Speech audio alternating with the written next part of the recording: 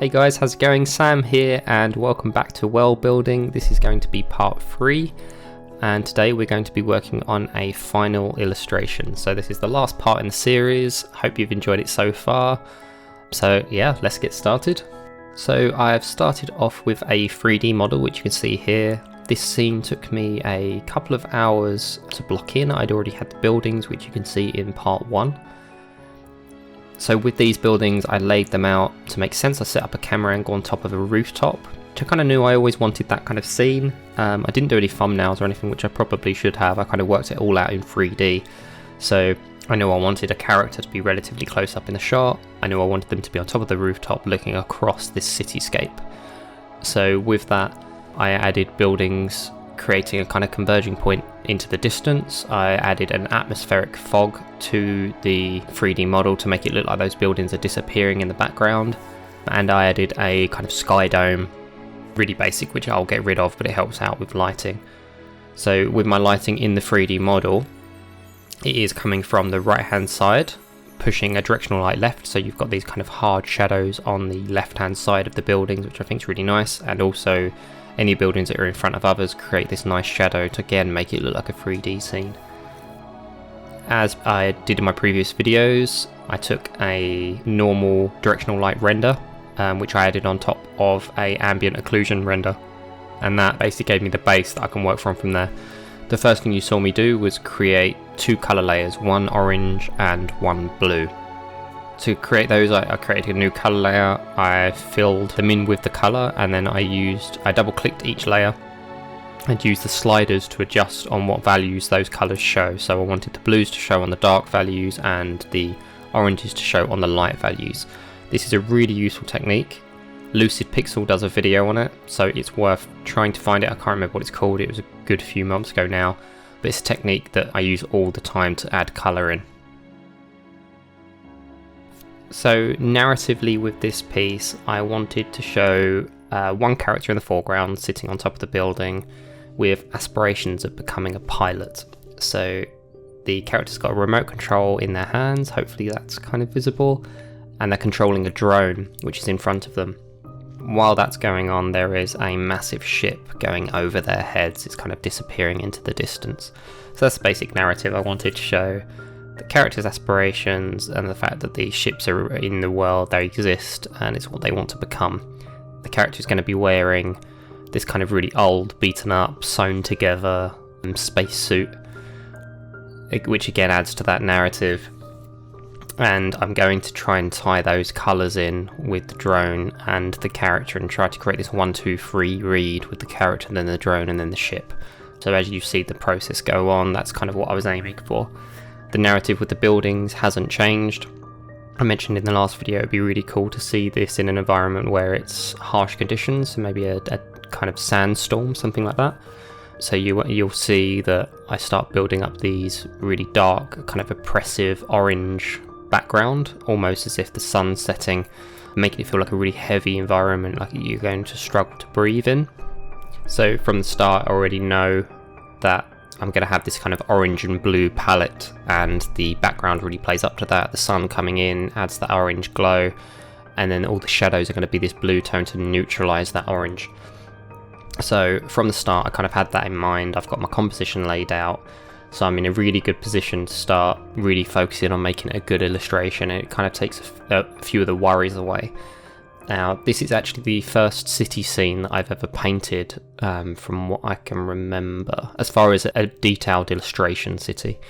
So I was a little bit apprehensive going into this piece actually, and I was a bit worried about how much detail I'd need to add to each building, and that kind of shows with my process. So you'll see that I start by painting one building fully because I know how the building is going to look from the previous concept, which really helped. And I kind of go from building to building, making sure that the value ranges change as I go to each one. Which brings me on to my first recommendation, if you're going to do a piece like this, is to separate each of the buildings, or whatever you're working on, out into each individual layers. It allows you to stay clean with your layering. So if someone else is going to work over this, they'll know what they're using. The worst thing in the world is where you're working in a studio and someone gives you a PSD that's 2 gig and it's got 1 million layers, one for each strand of hair. It's a nightmare, no one likes that person. So make sure your layers make sense, and it really helps you out as well in the process. So as an example, I add fog in between each buildings to kind of add distance between them because they all started to kind of bulk together. And I could do that really easily by creating a new layer in between two buildings and whacking in fog. If you, let's say you paint all the windows on one layer and you paint all the girders on one layer, you're still organizing your layers, but it doesn't really make sense. It makes it difficult to make selections, it makes it difficult to make adjustments to individual buildings, which I knew I was going to have to do because each individual buildings push further into the distance. So that is where my value ranges are going to come in. So that would be my first recommendation. Make sure your layering is consistent and understandable and easy to work from. So compositionally, I knew I wanted buildings to frame the scene on the left and the right, creating this kind of a U shape which leads the eye down to the character. So you've got these big tall buildings on the left and right, both will be quite dark because they're close to the camera. And then in the distance you've got kind of lighter buildings with a sky scene, which I think works really well. All the buildings kind of converge down to one point, so it leads the eye to this kind of brighter, lighter area which is directly behind the character. The way you want a scene to read is your main focal point is obviously what you want the person's eye to go to first, so that for me that is the character. I struggled for quite a while. I didn't know whether to make the character bigger, and I still don't. I'm not sure if it benefits the scene.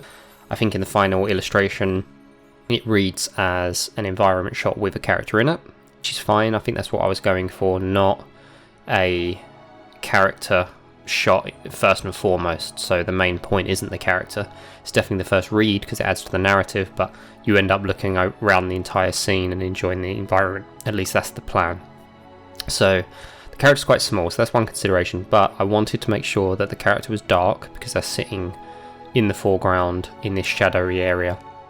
Now when you've got a character that's really dark and you want to draw the eye, you either add a lot of highlights to them, which I add a few, but the main thing for me was to really lighten up the background behind them. So at the minute you'll see it's kind of a murky grey. As the piece goes on, it gets brighter and brighter. You get really bright orange pops and almost white goes behind the character, and that is to push out her silhouette. The next thing is what she's looking at, which is the drone. So I wanted to make sure that the drone separates from the buildings.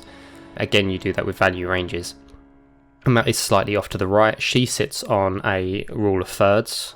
So if you look at the rule of thirds, you get your horizontal and vertical lines that when they converge into points on the canvas, she's actually on one of them. So I know that her location is good. The drone sits near a different one, which again is also good. And then you've got the ship in the background, which is a 1, 2, 3 read in like a triangle. So the idea is you go from the character to the drone to the ship and then back to the character.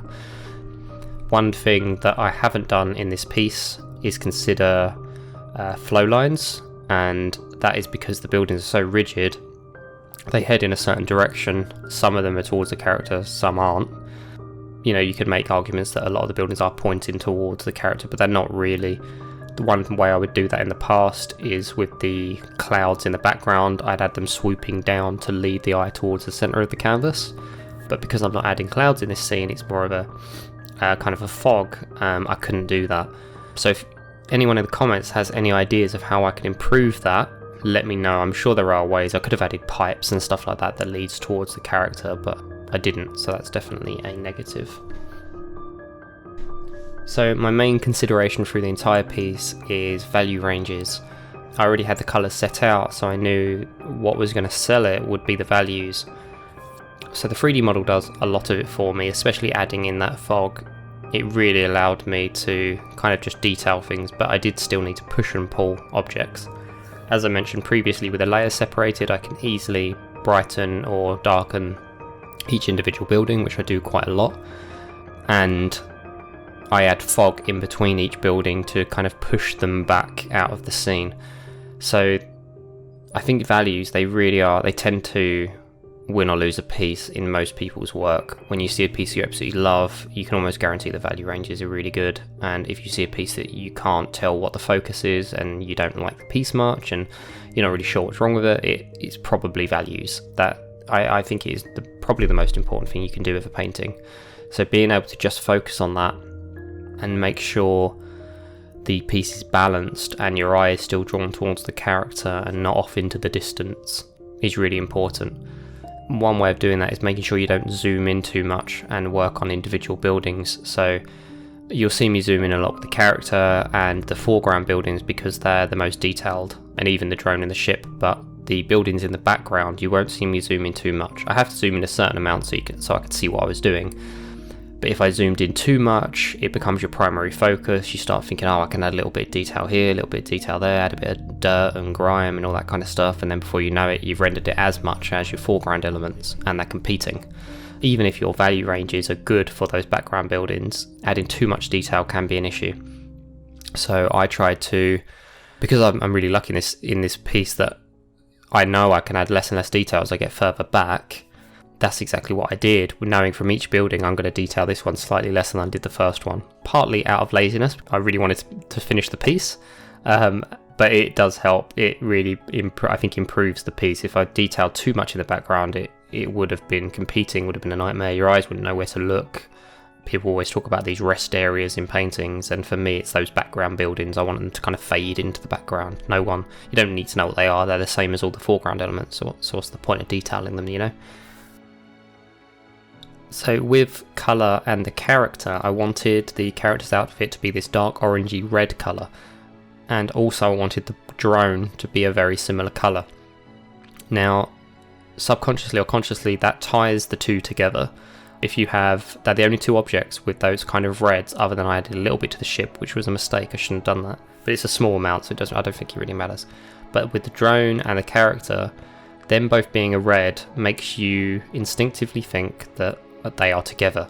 If that drone was blue, it wouldn't be as strong narratively. So with those two being those colours, narratively it makes you look at one and the other and thinking, oh, okay, she must own that drone. And also those reds don't appear anywhere else, so if I started adding reds into the background, you'd start to have big issues. You'd start to have your eye kind of darting all over the place, not knowing where to look. Now that is obviously a creative decision in the real world. If you go to somewhere like Hong Kong or London or New York and you go to these cities, you'll see every colour everywhere. Every photo you take will have multiple colours in, but it's about being artistic and reducing those to benefit the piece. So for me, I didn't want to add any of those reds anywhere else in the painting because I knew it'd fight for attention. Because they're such a saturated colour, it naturally draws your eye to them. At least that's the hope. You naturally look at those first. So that's why I used those colours. If I used a blue, which is already in the scene, they kind of would have faded into the background. So one thing I want to talk about that I've used a lot in this piece, I've used them for years now in every piece, but I don't see people using them, or at least I see amateur work and I often think, oh, it would have been better if they'd done this, and that is adjustment layers.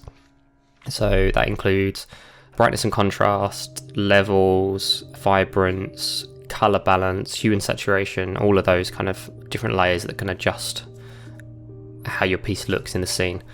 For me, the most important one is colour balance, and brightness and contrast is really important as well. So with colour balance, you've got 3 different choices when you open it up. You've got your mids, your lights and your darks, and you can adjust the colour in all of those. I do it throughout the entire piece. I do it quite a lot, and you can even apply a clipping mask to individual buildings to add a colour balance layer just to that building, which is really useful.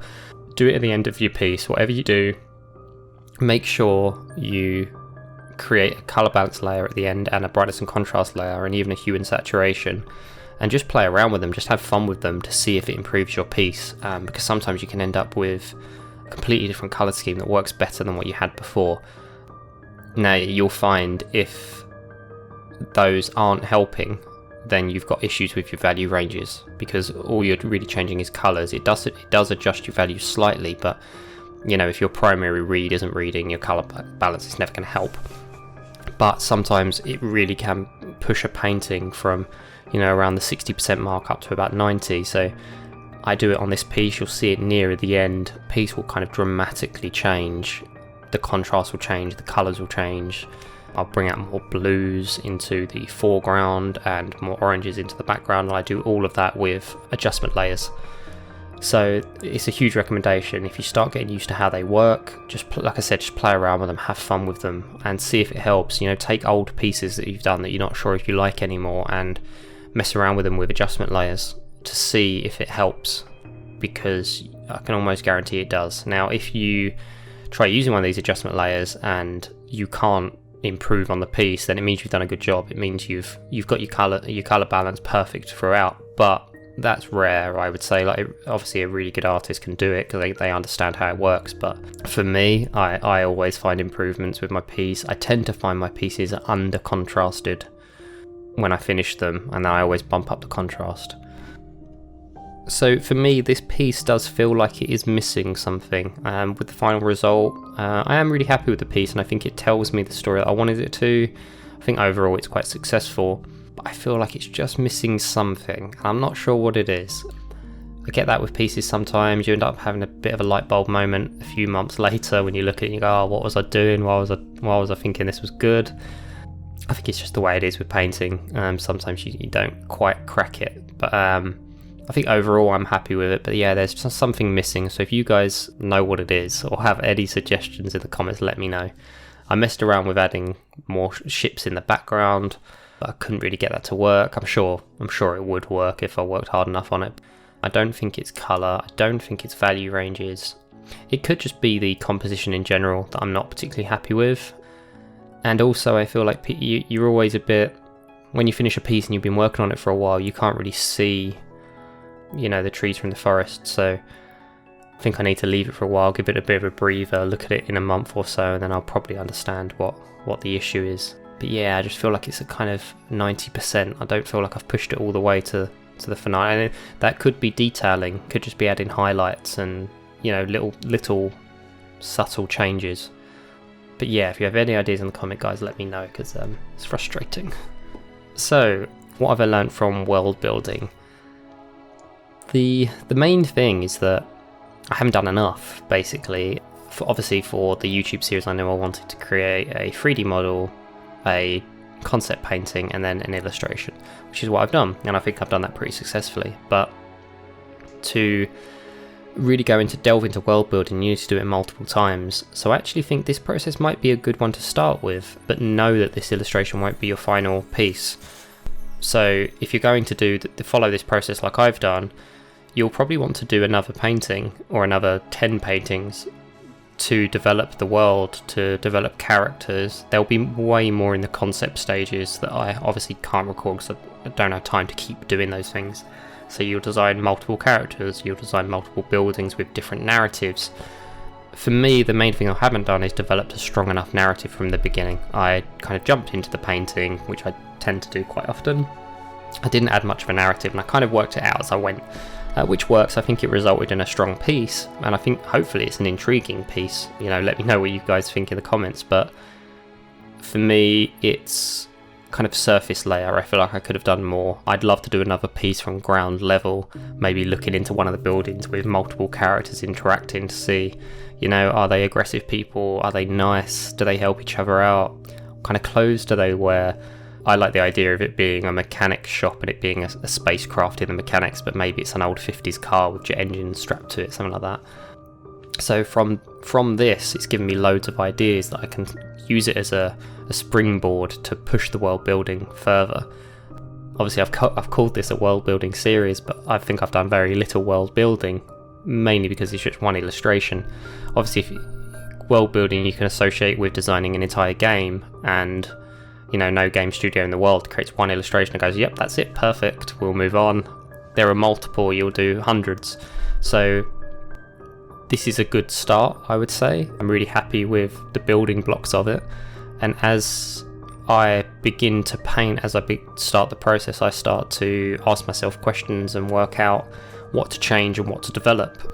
My partner is the opposite. She plans and, you know, spends a really long time working out all the dynamics of a design before she puts pencil to paper, which is a great way to work, and it's probably the better way to work. But for me, I can't do that because I don't have the ideas until I start.